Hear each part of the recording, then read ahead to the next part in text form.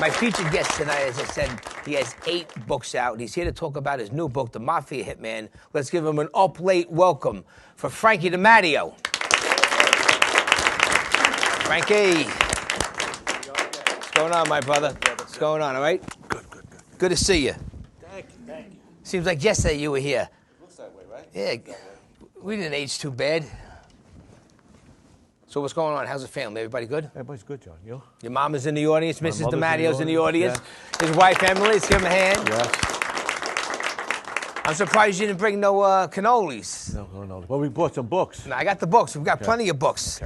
Okay. You got 3 out of the 8. So and you currently have the 8 books. You got the new book out. It's right here. Mafia Hit Man. Right. Talk about it. What do we have? Okay. That's the new one. Okay. Yeah. This one's about the killing of Joey Gallo. Who killed Joey? The original guy who killed him, not the guy in The Irishman, right? No, not the guy, the fake guy. The Yeah, real we'll guy. talk about that in a minute. Yes. It's a history of Joey Gallo, who he was, and Carmine DiBassi, the killer. And then this leads up to who they were before, how they got where they were going, and the night that Joey got killed. How come in The Irishman they portrayed it like that? Sebastian Maniscalco played Joey Gallo, right? Yeah. But then The Irishman, Robert De Niro kills him in it. Which is Frank Sheehan. But why would they do that? Frank Sheehan was a guy around Hoffa. He got old. He was dying. He told a story on his deathbed to his daughter and to the lawyer. Yeah. The guy wrote a book with it, and they got lucky and sold it to the Hollywood. And there's no truth in it. It's not a documentary. It was, it's a movie. Is it a permission thing from the families that anybody that live in to do it? No, because the guy on his deathbed told a story. The daughter hired somebody to write it, and he said he killed Joey. Yeah, so, anybody could say he killed Joey. Yeah. But we know it wasn't true. So, just so happens that I was around when Joey got killed. So, that's why we know a little different. Well, talk a little about, I'm sure our audience and myself would like to hear a bit about the book, just, briefly. Well, the book it starts out how Joey Gallo got involved being a racketeer and what he did to get to where he got to in life, and how to led up to him getting killed at Umberto's. And the other part of the book shows how his killer, who he was, and how he got to where he was to be that night to kill Joey. And it defunks the Sheehan movie, movie, The Irishman. Because the funny thing is, because that night, Sheehan was at the Copa in 1972 when Joey got killed. Joey did have their paths passed for a moment, and but that was about it. That was it. Then he went on and told that he wound up killing Joey, but that's not true. And that's what the book tells you: who did it, how we know who did it, and and why we're telling the story. Now, how did it come out, the truth, who killed him? Well, number one, we were with Joey. I was with Joey. Yeah. So when I was a young guy, I was with Joey Gallo. So Pete the Greek was bodyguarding, and my godfather, Bobby Bongiovanni, was bodyguard for Joey. When that night Joey got killed, after Pete the Greek got back, went to the hospital, got shot in the ass that night when Joey got shot. He came down President Street when he was able to come out of the hospital, and the first thing Blast grabbed him and said, "Who shot Joey? And who shot you?" He leaned over and said, "Sonny Pinto shot Joey, and shot me." So, and I was there. So, you got it from the guy's mouth who got shot in the ass. And, Yeah. And that's how the story goes, how we know it, and went from there on. And Joey was a smart guy. I mean, was he crazy? He was a gangster. Yeah. But he was intelligent. And everybody who was around Joey loved Joey. So Joey had this mystique about him that if you were with him, you were with him 100%. That's why so many guys were with him, and 25, 30 guys are going against hundreds of guys because you got some kind of mystique there. You said that's why the movies kind of confused everybody, like as my comment was, because like Sebastian played Joey Gallo, but he was kind of like a jerk. Yeah, well, you can't never get Joey down because you need somebody there to know Joey. Yeah. You know what I mean? If they ever hired somebody like me or somebody around to, give the mannerisms or know how Joey was, you know what I mean? It would help them, but they don't come calling over. They don't come knocking on my door. You know Yeah, I'm looking forward to reading this. I really am. And Frankie has a bunch of other books, like the President Street Boys he was on, Growing Up Mafia, Lions in the Basement, Carmine the Snake. I love these names. Worry Really Cowboys, Mob Candy Manhattan. You had the Mob Candy Brooklyn, and Albert Anastasia. Yes, Albert Anastasia. And Right. you got the Lord High, what is it, the Executioner? That's Albert Anastasia. Oh, book, that's yeah. great. That was a great That book. came out last year. And I sent that to a friend of mine in California, and he's on the daytime, so he loves all this stuff. He goes, this is great. Yeah. Now, I'm going to ask you something, Frankie, 2 true or false questions, and then you can answer the audience. This is all common knowledge. I heard you in interviews before. So true or false, you witnessed your first murder at the age of 6 years old. Yes. Tell me.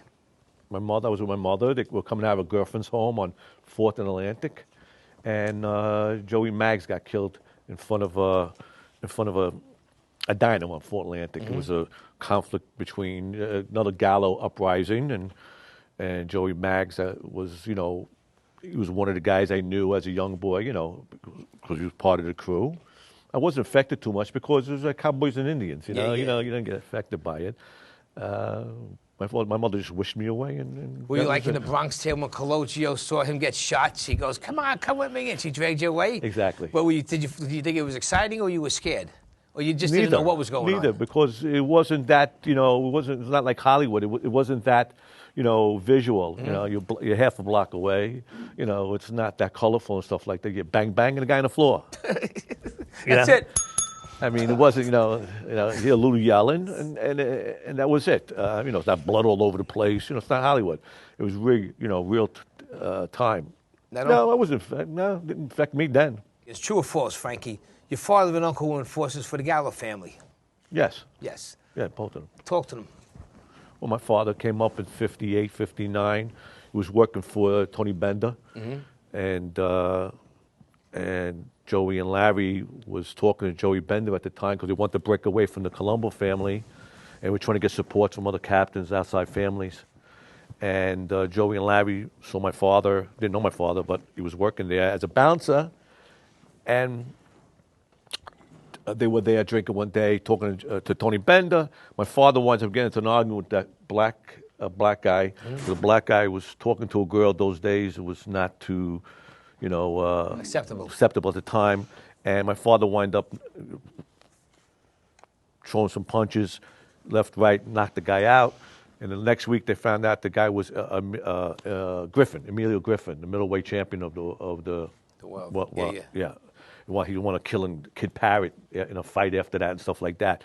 So Larry and Joe was impressed that this guy threw hands like that, and they asked Tony Bender if he can come out to Brooklyn. They were looking for some more guys in Brooklyn. So Tony Bender said, take him. And my father wind up with Larry and Joey in Brooklyn and wind up at the Hilltop, running a place for them.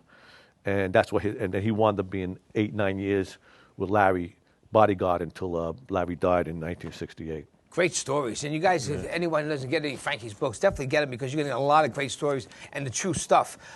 Frankie, before we go, it's almost out time. Talk about the script and possible movie, I guess you got maybe in the works in the future. Yeah. You're trying to get a little backing for? I wrote the script of the President Street Boys, which is the President Street Boys is the first, Line in the Basement is the first book I wrote. It was an autobiography of everything I seen and did and experienced. And then we turned it into, I self-published it. And that's how I got a deal with Kennison Books, is they saw it in the street. They found it and they approached me and said it was a really good book. They wanted to take it, buy it from me. So we made it a 5-book deal. They liked the book. I made a 5-book deal with them, but they had to change the name of it because they couldn't keep the first name, which is Lion in the Basement, which my wife named it, and which is an autobiography. Anyway, I turned that into a script, and I thought it was interesting to, instead of doing it about Joey Gallo, it's about Joey Gallo and the guys around him. Because you can't do, one guy didn't do this whole thing. 30, 40 guys around him is what did all the work. And I wrote the script, but I'm having a hard time, getting it around. Or I got a few people's hands, but I'm not a big hustler. You know that. It stays in the drawer. If they don't come find it in the drawer, sometimes I go. My wife says, "Well, they're not going to find it in the drawer." But we're trying, but. I wasn't coming to you. I was going to give it to you. Maybe you go see John Forsythe, William Forsythe. See somebody. Listen, we could get all those guys, but you have to have the investors and the money. Who are going to invest in? We're going to get. Well, listen, I'm looking for investors for the last 10 years. Yes. Yeah. Well, we sell more books. Even with the scripts, it's hard to actually get someone to invest. They want you to have names attached already. To it, yes. Okay, we got William Forsythe, John Travolta. There's a few guys that I do really good that you can attach to it, but. If you don't got no money yet, I don't want to do. And you got to give them a retainer just to use their name, and if it doesn't go through, the retainer's gone. But I mean that's you got money. Gaetano comes up with $5 million. Good, Frankie, do it. Yeah, then you hire any actor. You see these actors that are big names. They're working. Or you get somebody who likes the script and they really likes the script. They buy it from you and they run with it. You might just have to hand it to somebody that's going to do all the legwork from you. They're going to take a percentage, and that's it. Yeah, exactly. And that's it. Listen, there's a lot of runners out there. I'm not a director. I'm not, not like that. In fact, for me, doing it's going to be too hard because I'd be too perfection would be crazy. So you'd be locking them in the basement. Yeah, you can't be doing that. I'll be reliving it again. I'm teasing you. So, well, Frankie, where can people find you on social media if you want to be found? Where can they get your books? Well, everything's on mobcandymag.com. All the books are there. And I think everything, the website, anything about me is on that website, mobcandymag.com. I have Instagram, but I have no idea what it is. Frank DiMatteo. Okay. Frank DiMatteo and Instagram, or Uncle Frankie. Instagram. But don't start your car. Yeah. .com. But mobcandymag.com is the place to go. Yeah. So, thank you. All right, great. Well, Frankie, thank you so much for coming on the show. Hang out a little while with me. I'm here. All right, good. Definitely go check out Mafia Hit Man and go through the library. It's a great read for all you Mafia lovers. Really, really, really good stuff.